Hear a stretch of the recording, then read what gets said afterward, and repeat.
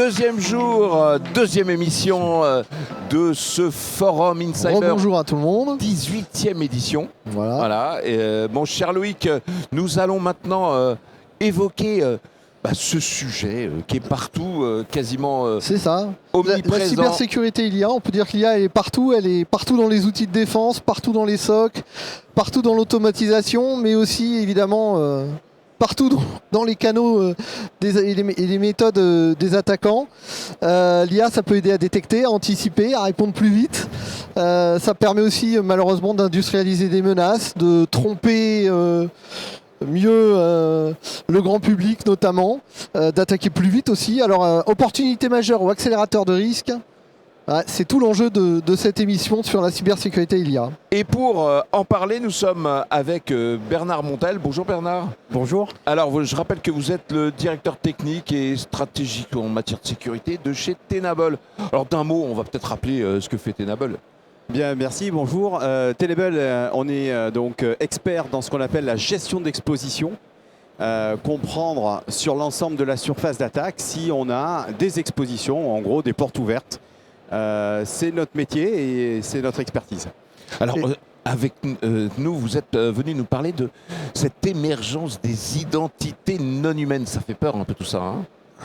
Oui, alors on va avant de passer à ça, on va peut-être, puisque pour enchaîner sur ce que vous disiez, cette IA, elle est en train finalement d'être un nouveau secteur de vulnérabilité, parce qu'on manque de vision, parce que aussi il y a des IA qui sont extrêmement, j'allais mettre, perverses. C'est-à-dire que c'est un peu des chevaux de Troie innocents. Il suffit que par le prompt injection, on arrive finalement à transformer une IA qu'on a l'air d'utiliser pour faire un résumé en un outil redoutable d'attaque.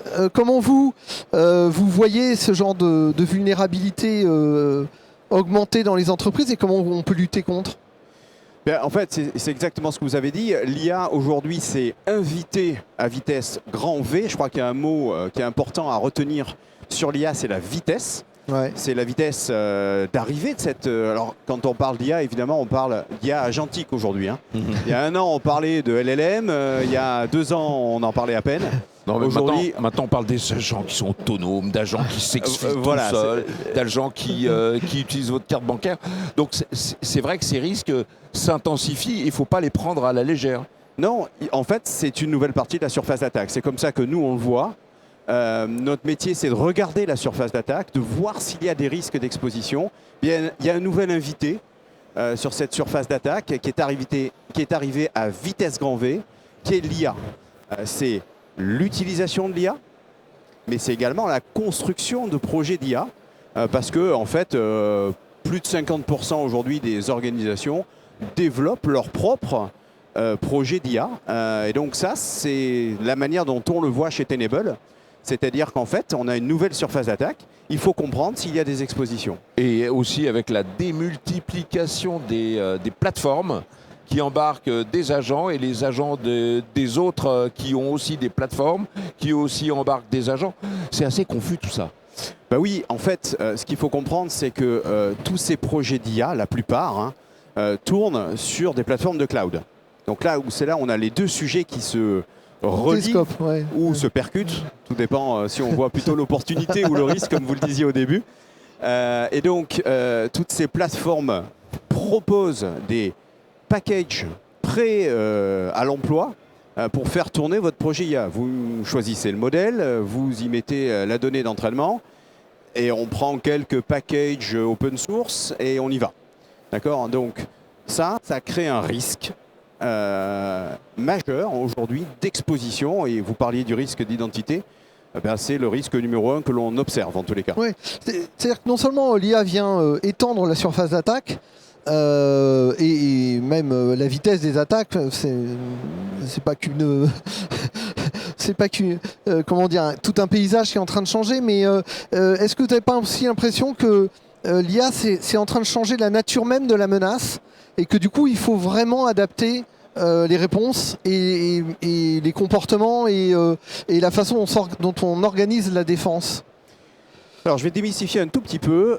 On pense, et souvent on m'interroge sur est-ce que l'IA fait des choses nouvelles pour rentrer dans les systèmes? Non.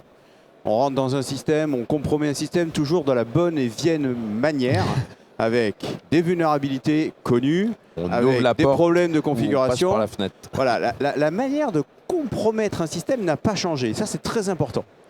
Ce qui a changé, c'est la vitesse de compromission. C'est-à-dire qu'aujourd'hui, on le sait, les attaquants utilisent des IA pour orchestrer et automatiser leurs attaques.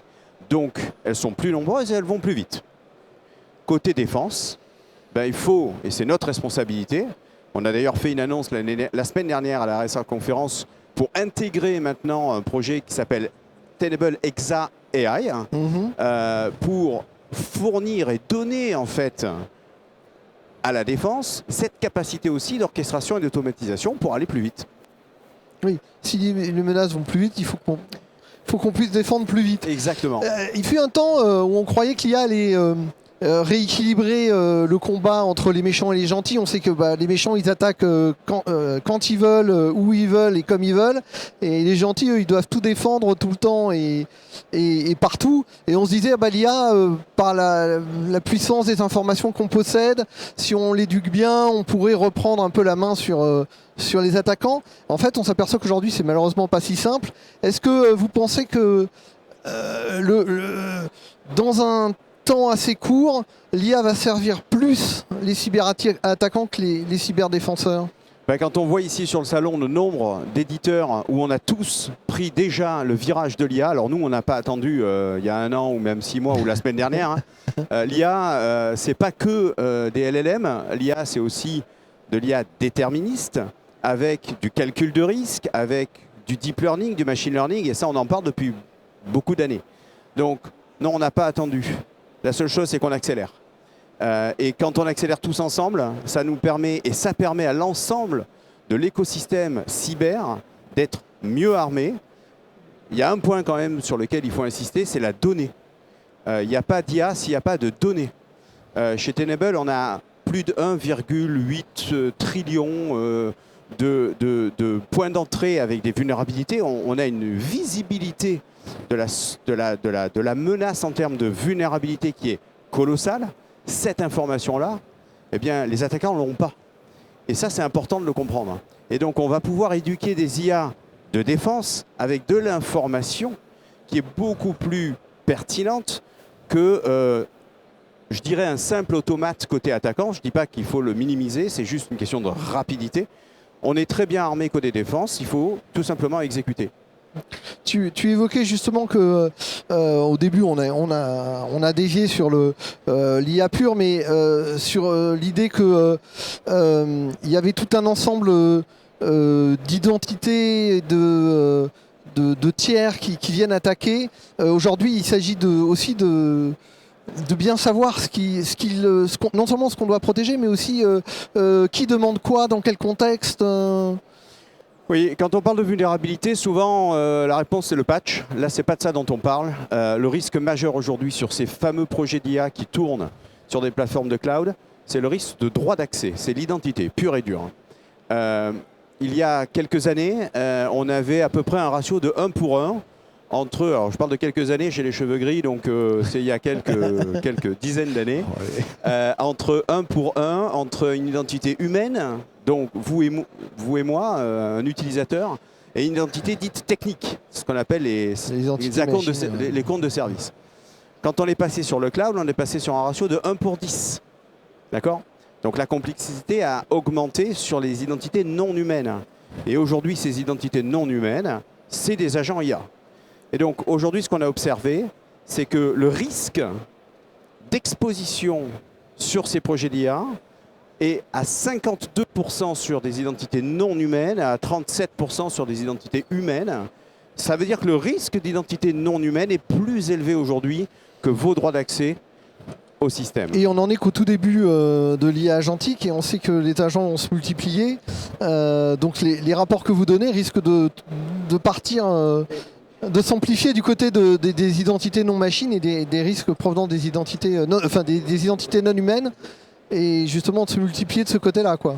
Un agent a la capacité d'agir s'il a des mauvais droits d'accès et que ces mauvais droits d'accès sont en cascade sur un autre agent, ben vous imaginez très bien, c'est des maths, hein, c'est facile à comprendre, on va démultiplier le risque d'exposition si on ne maîtrise pas. La réponse, c'est de la gouvernance de l'IA, de réduire le gap qu'il y a entre les expositions liées aux droits d'accès de ces agents.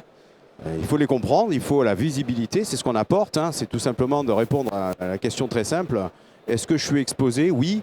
Pourquoi je suis exposé? Par rapport à un problème d'identité, il faut tout simplement y répondre et apporter en fait un correctif. Et c'est pour ça qu'on entend de plus en plus d'acteurs parler de redéfinir que le niveau de protection doit être au niveau de la donnée et pas sur l'ensemble des couches. Ça ne veut pas dire qu'il faille les supprimer, hein, mais en tout cas revenir à l'essentiel. Et puis surtout, comme vous le dites, c'est vraiment cette notion de gouvernance, au fond, elle est essentielle. Et ça, il faut le marteler en permanence. Il faut reprendre le contrôle, en fait. Quand on a déployé ces outils d'IA, quand on a développé ces nouveaux projets d'IA, on est parti tellement vite que la sécurité, eh bien, les chevaux sont partis... Oui, on a entendu pas de POC, on déploie à l'échelle.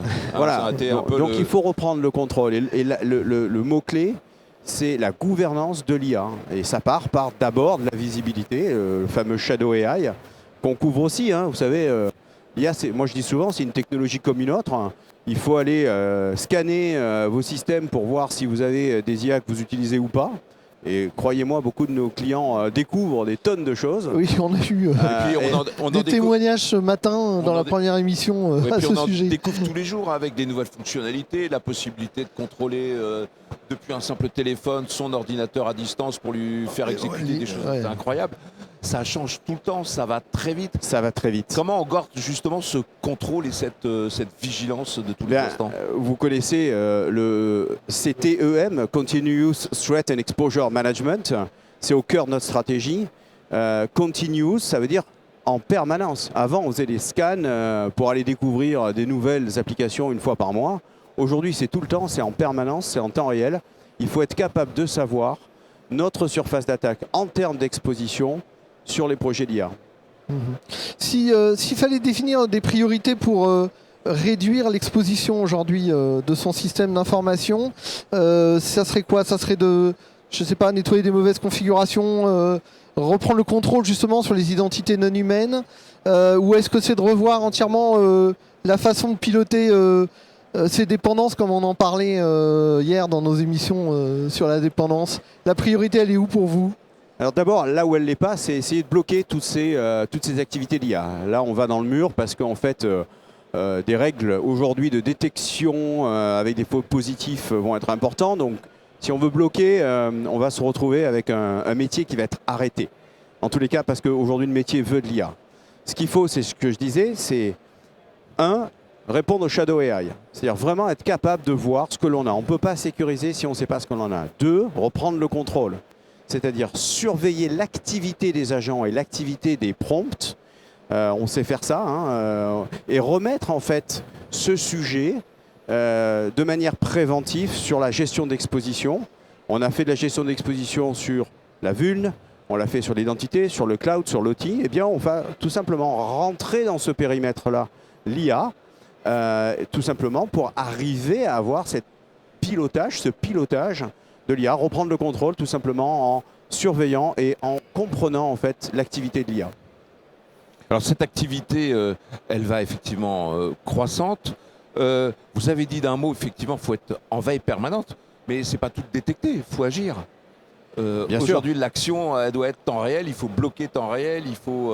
Alors, bloquer temps réel, c'est là où on va avoir un point de désaccord. Parce que si vous commencez à bloquer en temps réel... Il n'y a plus rien qui marche. Il n'y a pas forcément plus rien qui marche, mais vous allez avoir quand même beaucoup d'impact parce que l'IA est partout. Oui. Donc si vous commencez à bloquer partout, vous allez avoir un impact certain. Là où il faut être capable, c'est de détecter qu'il y a un comportement déviant. Okay, donc il y a un pas différent entre je détecte qu'il y a un comportement déviant. Le risque numéro 1 de l'IA, c'est le prompt injection, hein, c'est ce que dit l'OWASP. Eh bien, s'il y a des activités d'injection de prompt, il faut être capable de les détecter. Ensuite, comment on agit? On voit ça dans un simple CV maintenant, donc c'est assez incroyable. Voilà, comment on agit au niveau de l'employé qui commence à faire ce type d'activité-là, c'est déjà de le notifier. Croyez-moi, si vous recevez un mail en disant attention, on a détecté que vous faites de l'injection de prompt, ce risque va déjà réduire. Et pareil sur les agents IA. Les agents, ce n'est pas des employés, hein, c'est des automates. Et s'ils commencent à faire des activités qui sont déviantes par rapport à une politique, une partie de la réponse est de mettre en place une politique de sécurité de l'IA. Une autre partie, c'est d'être capable de la vérifier, cette politique. Alors on nous dit qu'il faut des agents pour contrôler les agents et même d'autres agents pour super contrôler. Oui, en fait, c'est un truc un peu paranoïaque. Hein. Ouais, une simple solution de sécurité telle que nous la proposons ou d'autres, hein, mais surtout faire de la gestion d'exposition de manière traditionnelle en y incluant la partie IA permet déjà d'avoir la bonne visibilité et la bonne gouvernance. Sans partir à la course aux agents qui s'autocontrôlent et qui contrôlent. Parce qu'après, tu vas avoir des agents qui vont contrôler les humains. Sinon, vous reperdez le contrôle et là, on n'est pas vraiment dans la même tendance. Merci Bernard Montel d'être venu à notre antenne justement pour nous parler de cette émergence, hein, de cette fameuse identité non humaine qui commence à pulluler et puis pour lesquelles vous préconisez quand même des solutions qui sont assez peut-être classiques mais modernes, vigilance, avec beaucoup d'acuité parce qu'aujourd'hui c'est vrai que ça bouge beaucoup. Voilà. Oui, merci beaucoup. C'est pour ça qu'il faut réagir maintenant. Merci énormément. On va continuer mon cher Loïc justement d'essayer de comprendre un petit peu cette IA qui est un vecteur d'attaque et on va passer à notre prochain invité, Nicolas Varnier, qui va nous rejoindre. On vous invite à faire un petit échange de place. On est en direct, c'est les aléas du direct. Bonjour Nicolas. Bonjour messieurs. Alors bonjour. Alors vous êtes le VP IMIA de Cato Networks. Tout à fait, enchanté. Alors on va peut-être expliquer d'un mot ce qu'est votre activité. Écoutez, merci pour la question déjà. Donc enchanté, donc Nicolas Varnier, hein, je suis effectivement le vice-président des activités Cato Networks en Europe. Cato Networks, c'est une société qui est née, une société de cybersécurité qui est née en 2015, donc on a un peu plus de 10 ans maintenant. Et on est né d'un constat, c'est la fragmentation, la multiplicité de solutions, cette complexité qu'elle provoquait un peu chez nos clients. On a souhaité consolider, converger réseau et sécurité dans une même plateforme. Pour atteindre des objectifs d'agilité, offrir une meilleure résilience et bien sûr une meilleure efficacité économique à nos clients. Donc ça, c'est comme ça qu'est né Cato. On manage ces 1700 personnes dans le monde et on manage notre infrastructure à travers le monde pour héberger ces infrastructures réseau et sécurité chez nos clients. L'idée, c'est de piloter la connectivité, l'accès et la sécurité tout ensemble dans ce qu'on appelle une solution. Cette grosse convergence et le pilotage, la visibilité et on convergeait réseau, sécurité. Maintenant l'IA, qui sera certainement aussi un des sujets que vous souhaitez aborder aujourd'hui. C'était important pour nous d'offrir une plateforme suffisamment scalable, agile, résiliente, qui permettait à nouveau d'offrir des retours et une efficacité économique pour nos clients qui est extrêmement importante. Elle doit être suffisamment scalable pour héberger de nouveaux services. Hein. Je pense qu'on en reparlera tout à l'heure avec la partie IA. Ce qui est frappant, c'est que l'attaquant n'a même plus besoin forcément aujourd'hui de casser une défense. Il lui suffit parfois de faire une mauvaise action à travers un outil IA déjà installé et une action finalement que l'entreprise peut considérer comme étant légitime. Mais qui ne l'est pas, qui est malveillante. Est-ce que l'IA devient le meilleur cheval de Troie du moment ? Absolument. J'aime beaucoup ce que vous dites quand vous dites qu'on n'a plus besoin de casser le système d'information, on n'a plus besoin de casser les défenses. L'IA était finalement un des vecteurs qui permettent de retourner un système contre lui-même. Et ça, c'est un vrai problème pour l'entreprise. C'est une croissance de cette surface d'attaque qui est assez monumentale. Et finalement, on voit l'IA comme un multiplicateur. C'est bien sûr une avancée technologique majeure, hein. Mais c'est aussi maintenant un risque majeur pour les entreprises. Et on voit 3 risques principaux. Celui que vous évoquez, hein, qui est cet enjeu de confiance, le cheval de Troie. Ouais. C'est aussi un risque sur les workflows, finalement, parce qu'on a donné à l'IA, et je pense qu'on se souvient un peu tous comment est née la partie générative, hein, qui était finalement, je pose une question, j'ai une super réponse, on l'a tous utilisé, on avait la tête, maintenant on a la tête et les bras. L'IA peut agir. On a donné l'autorisation à l'IA de prendre d'agir et de prendre des actions. Et on a même du mal à finir jusqu'où aujourd'hui. Jusqu'où, bien sûr. C'est les fameux guardrails qu'il nous faut mettre, les garde-fous qu'il nous faut mettre en place pour contenir cette IA, la sécuriser chacune des interactions entre l'application et les LLM, parce qu'elle va apprendre. mais aussi entre les applications elles-mêmes, entre les applications et les agents, qui sont les fameux bras de l'IA. Ouais. Les agents qui vont prendre ces différentes actions. On peut citer quelques attaques. On a vu à travers des workflows, l'injection dans des workflows, on a vu des outils de ticketing exfiltrer de la donnée. Et ça, c'est bien sûr ce qu'on va éviter pour les entreprises. Il y a un enjeu de données, il y a un enjeu de réputation, il y a un enjeu financier qui est colossal pour nos clients. Oui, ce qui est inquiétant avec la prompt injection, c'est que finalement le danger, c'est pas seulement une IA piratée, c'est une IA qui est manipulée parce qu'elle lit, parce qu'elle ingère, parce qu'elle résume aussi parfois. Bien sûr.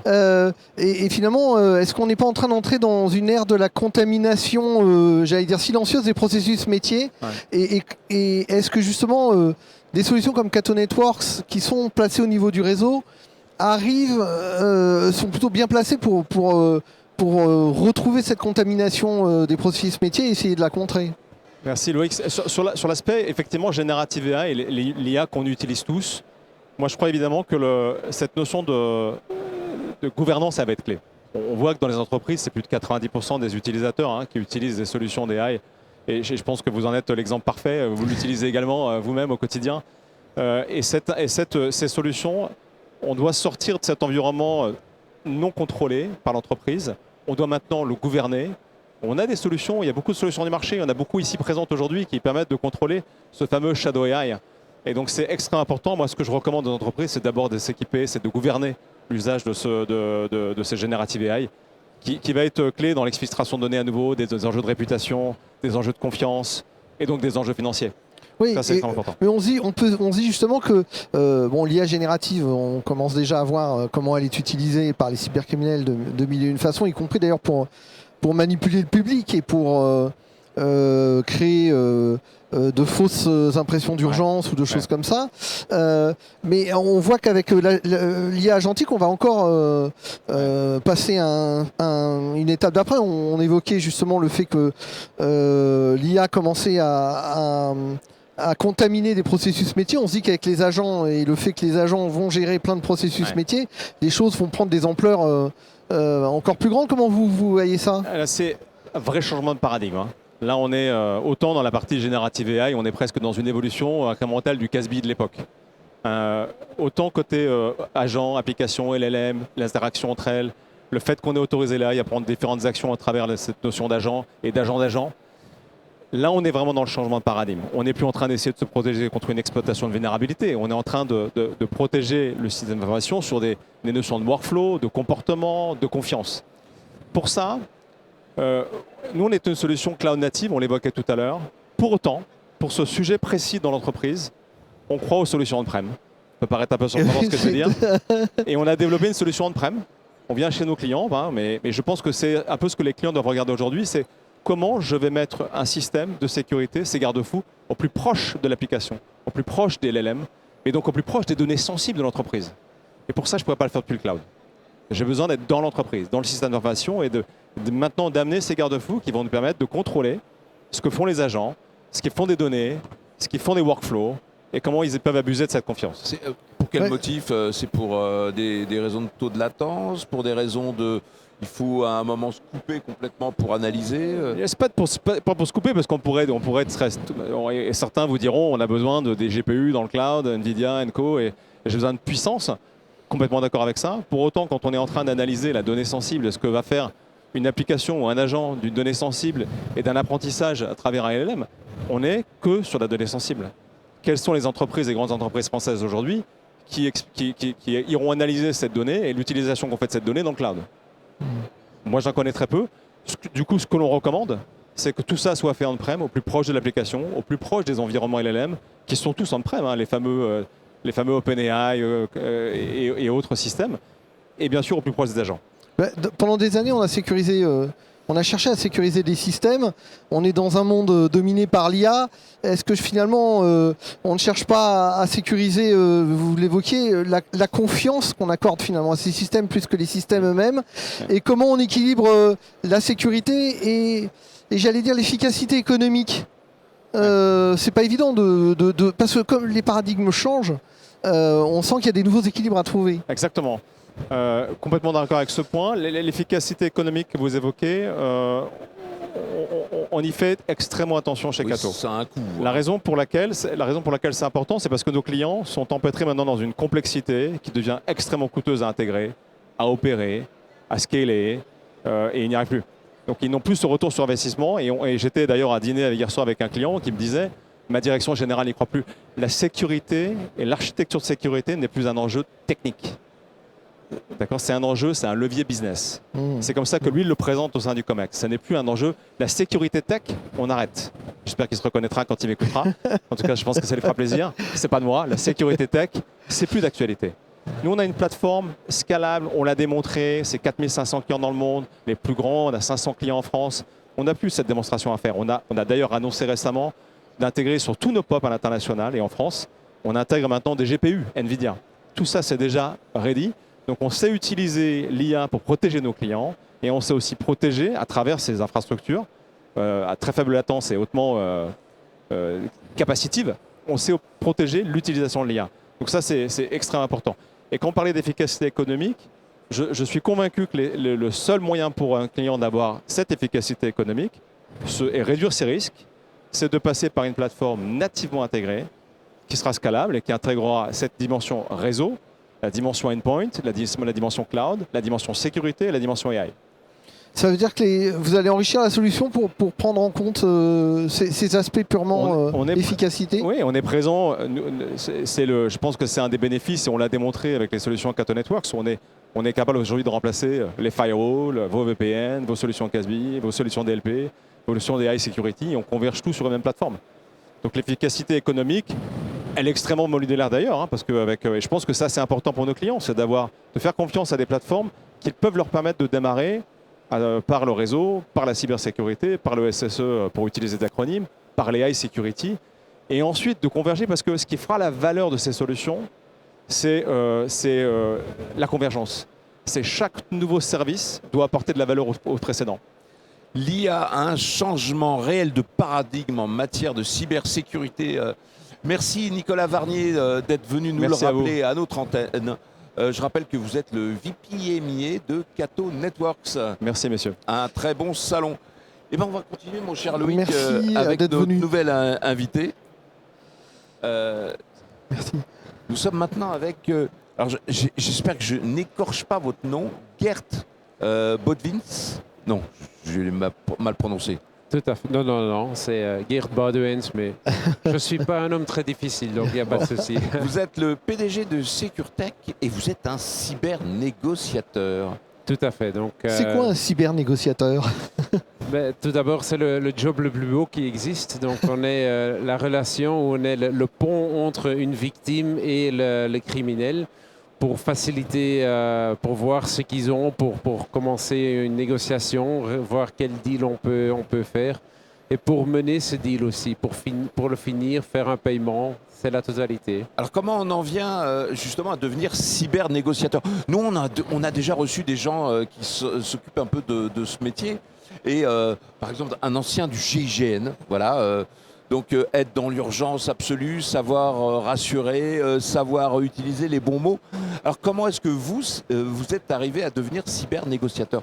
Racontez-nous un petit peu ce parcours. Chez moi, ça a commencé en 2016, donc à peu près 10 ans. Donc il y avait un oncle, une famille, un oncle qui était victime d'un rançon, qui me disait j'ai aucune autre possibilité, il faut que je fasse un paiement. Donc j'ai dit tu es fou, il ne faut pas faire ça, il n'y a aucune raison, on ne va jamais recevoir quelque chose.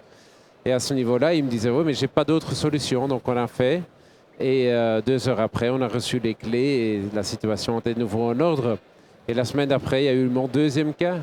Même chose, une femme qui était victime et même chose, où j'ai dit, il ne faut pas payer, il ne faut certainement pas payer parce qu'on ne va jamais recevoir quelque chose.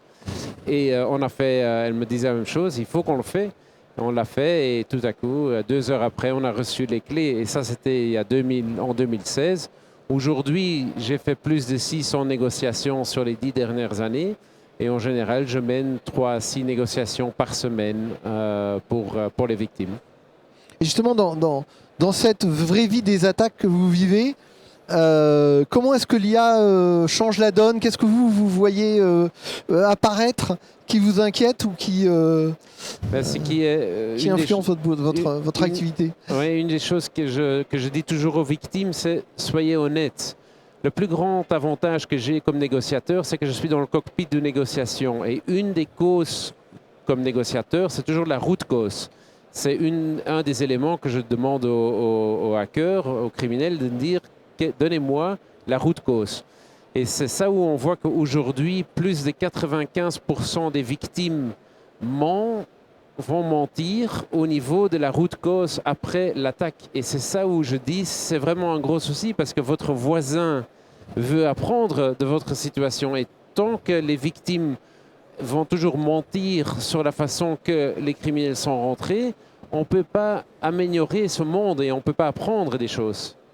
Ouais. Est-ce que vous avez l'impression que avec l'IA, les attaques sont devenues plus intelligentes et plus compliquées et que ça influe ensuite sur les négociations? Non. L'intelligence artificielle, pour le moment, on est toujours sur l'attente de voir qu'est-ce que ça va nous apporter à nous. Ça, c'est une chose, mais certainement aussi aux criminels. Jusqu'à présent, on n'a pas encore vu des autres changements. On n'a pas vu plus d'attaques, ça aussi il faut le dire comme c'est, donc ça reste toujours très très stable. Ce qu'on voit, c'est que des hackers vont se mener sur les victimes les plus simples à hacker, et ça reste toujours comme ça. Donc il faut voir que votre voisin, que vous êtes mieux protégé que votre voisin, et vous pouvez être sûr qu'ils vont aller chez votre voisin et pas chez vous. Donc la plupart aujourd'hui des négociations que je fais sont des sociétés entre 10 et 500 postes de travail, ou employés pour le dire comme ça. Les sociétés beaucoup plus grandes que ça qui se font pirater, c'est quand même très très peu. Et c'est simplement que ces sociétés sont beaucoup mieux protégées qu'il y a 5 ou 10 ans. Et là où on voit que les sociétés en dessous des 500 postes de travail aujourd'hui sont beaucoup moins protégées ou sont toujours protégées sur des bases, des protections d'il y a 5 ou 10 ans. Oui, enfin, il y a peut-être moins d'attaques dites réussies aujourd'hui sur les grands groupes, mais on voit aujourd'hui la portée de ces attaques. Elles sont extrêmement importantes. On le rappelait hier d'un chiffre, 12,2 millions de personnes en France ont été touchées par une attaque personnelle. Oui, tout à fait. À cause des vols massifs de données auxquels on a assisté ces derniers jours. Et ça, c'est la nouvelle or, si je peux dire ça comme ça en français. Avant, on essayait de pirater un réseau pour avoir de l'argent sur base de l'incryption qu'on a pu faire. Aujourd'hui, c'est vraiment pas, c'est plus le cas. Le plus important, c'est de pouvoir sortir des données. Et ça, c'est ici 2, 5, 10 ans, ça sera que ça. Ça, c'est l'évolution que je vois. Mais en Belgique, je peux dire, pour chaque Belge, j'ai déjà négocié. Et pour beaucoup de Français aussi. Mais bon, ça reste toujours... On dit souvent que quand il y a des attaques par ransomware, il y a un peu un effet double lame, c'est-à-dire que il y a une première attaque, une première négociation, puis souvent il y a une deuxième attaque derrière parce que on n'a pas toujours eu le temps de se protéger comme il fallait. Et alors ça peut être parfois le même attaquant, parfois un compagnon de route de cette. Au moment de la négociation, est-ce que vous avez moyen de vous assurer que le client va être tranquille et qu'ils vont passer à quelqu'un d'autre? Une certitude, on n'a jamais. Et c'est ça, la seule certitude qu'on a, c'est qu'il n'y a pas de certitude. Ouais. Donc c'est ça qui le fait plus difficile dans mon monde. Mais comme négociateur, une négociation, il y a beaucoup de preuves qu'on demande aux criminels. Donc le plus important, c'est d'être sûr qu'on parle avec le bon criminel. Voilà. Celui qui peut en tout cas déverrouiller derrière. Tout à fait. Une politique que moi j'ai comme négociateur, c'est que que je vais toujours me prononcer comme négociateur au milieu d'une négociation. Et ça donne l'avantage qu'avec un négociateur, on ne va jamais prendre un risque qu'un criminel ne va jamais prendre, puisqu'il sait qu'il y a 2 semaines ou il y a 3 semaines, j'ai négocié avec lui et qu'il y a une très grande chance que dans quelques semaines, je vais de nouveau négocier avec lui. Donc, ils ne prennent jamais de risque avec un négociateur. Ça, c'est un très grand avantage. Mais il y a vraiment des choses qu'on doit prendre en charge quand on négocie. Beaucoup de gens pensent qu'on négocie pour un prix. C'est une petite partie. La moitié, aujourd'hui, 1 cas sur 2, termine sur un paiement. Mais le plus important, pourquoi nous, on va dans une négociation parce qu'il faut bien savoir que moi, j'ai que 4 clients. Ce sont les assureurs les plus importants américains pour lesquels je travaille. Donc, mes clients sont partout en Europe et je me fais téléphoner par ces sociétés d'assurance. Et pour eux, le plus important des choses, c'est de savoir quel serait le coût total que ce deal pourrait envisager. Si on parle simplement du montant de rançon, ils n'ont aucun souci à payer ça. Ça, ce n'est pas le souci. Ce sont les claims qui arrivent après qui sont nettement plus grands que ces montants de rançon. Et c'est pour ça qu'ils ont vraiment peur, et je ne peux pas dire peur, mais c'est ça qui est dans des deals comme ça, l'astuce le plus important pour un assureur. Mais c'est intéressant le mot peur parce que quelque part, il y a dans ces attaques une dimension psychologique, évidemment un impact psychologique sur les personnes qui sont attaquées. Mais finalement, vous, avec la négociation, vous êtes en train de remettre un peu d'impact psychologique sur l'attaquant, non? Oui, pour moi, c'est très important. J'ai aucun lien émotionnel avec les victimes. Donc, si demain, pour une ou autre raison, cette négociation va foirer, ça ne va pas changer ma vie. Donc, ça, c'est la seule façon qu'on peut rentrer dans une négociation pareille. C'est rationnel et ça restera pour moi toujours rationnel. Et c'est la meilleure façon de commencer à une négociation comme ça. Du moment qu'il y a une sorte d'émotion, les hackers, ils sentent ça et ils vont essayer à mener, à aller dans cette direction-là. Dans cette direction-là, oui. Comment vous voyez justement avec l'arrivée de l'IA, on voit que les comportements sont en train de changer, que les risques changent également. Et comment vous voyez votre place évoluer justement entre, d'un côté, on va dire le fourmillement de nouveaux dispositifs. Tout à l'heure, on évoquait avec les agents qui sont parfois mal réglés, complètement autonomes et qui déraillent par rapport à justement ce que vous venez d'indiquer, qui est celui d'accompagner par rapport à une menace qui est une menace physique d'un individu qui a pris possession de manière indirecte de vos données en les chiffrant. Comment vous voyez-vous votre place demain? On le voit aujourd'hui déjà que les hackers se lancent surtout sur les agents AI. Ça, c'est clair. Et c'est une force terrible puisque le gros souci quand un hacker rentre dans votre réseau, c'est qu'il veut se tenir en dessous du radar. Il ne veut pas être repéré. Et quand c'est un agent AI qui lance des attaques ou qui demande de fonctionner comme il fonctionne normalement, un agent AI, c'est tout ou c'est rien. Donc, c'est la même chose.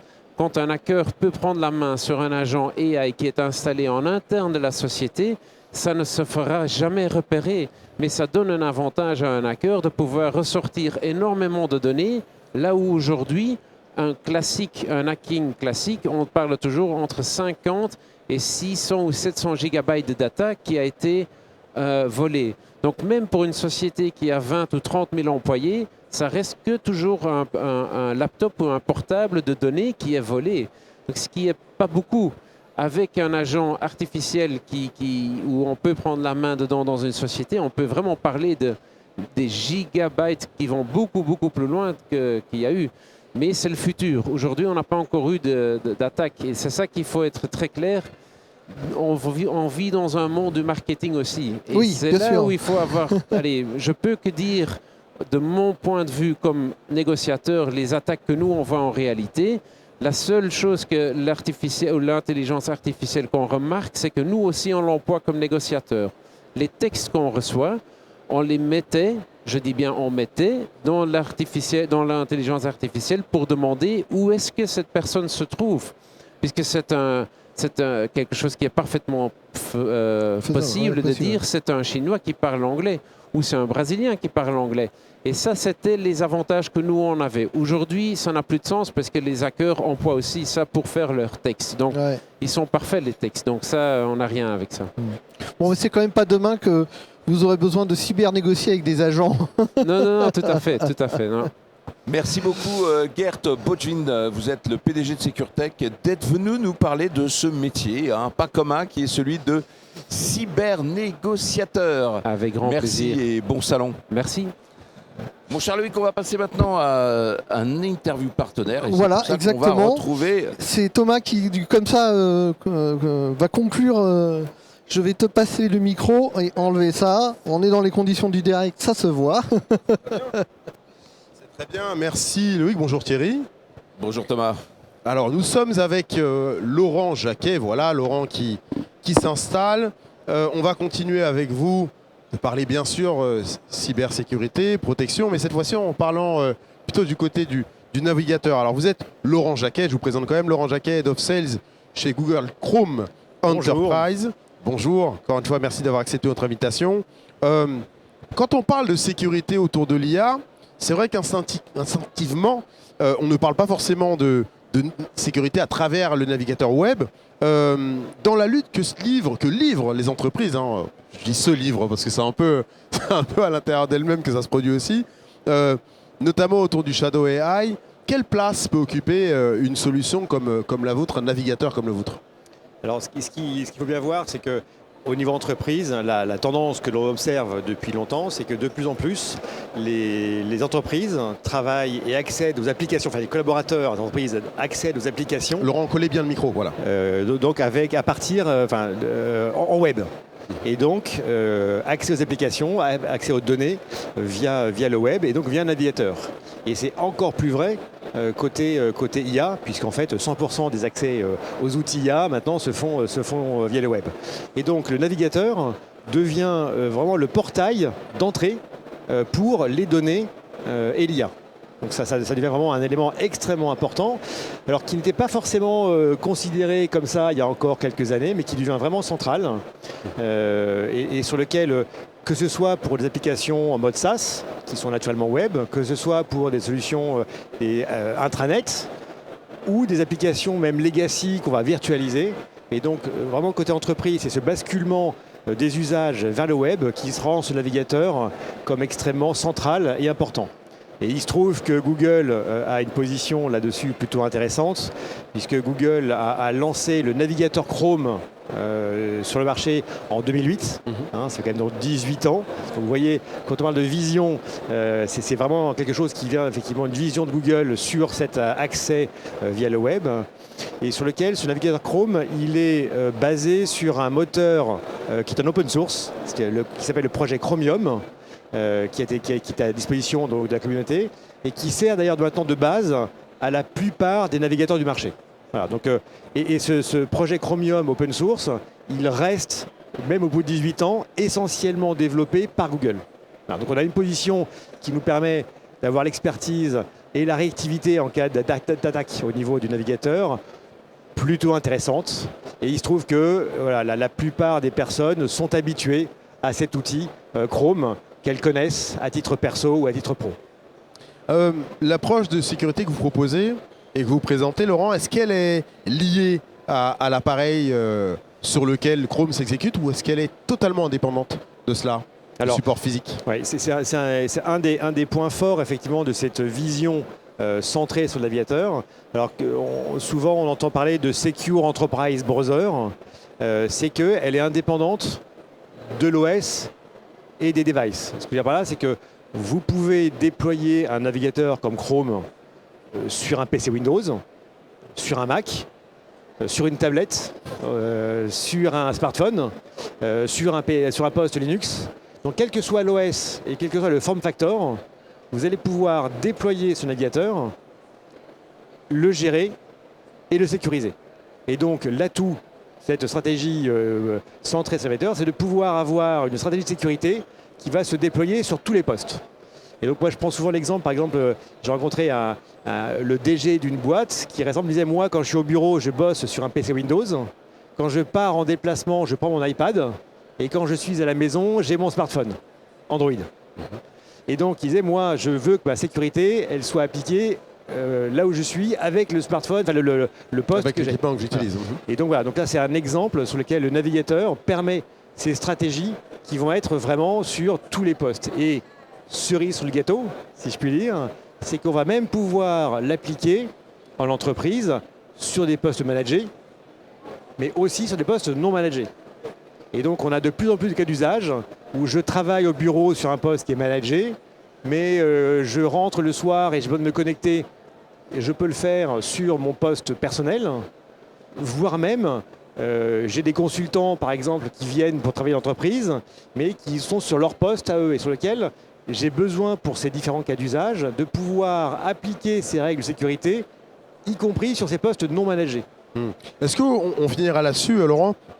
Vous avez déjà cité un ou deux exemples. Est-ce que vous pouvez partager avec nous peut-être un ou deux exemples supplémentaires de groupes qui auraient fait appel qui utiliseraient votre solution et pour lesquels justement votre navigateur web aurait permis justement de répondre à une question de sécurité sensible?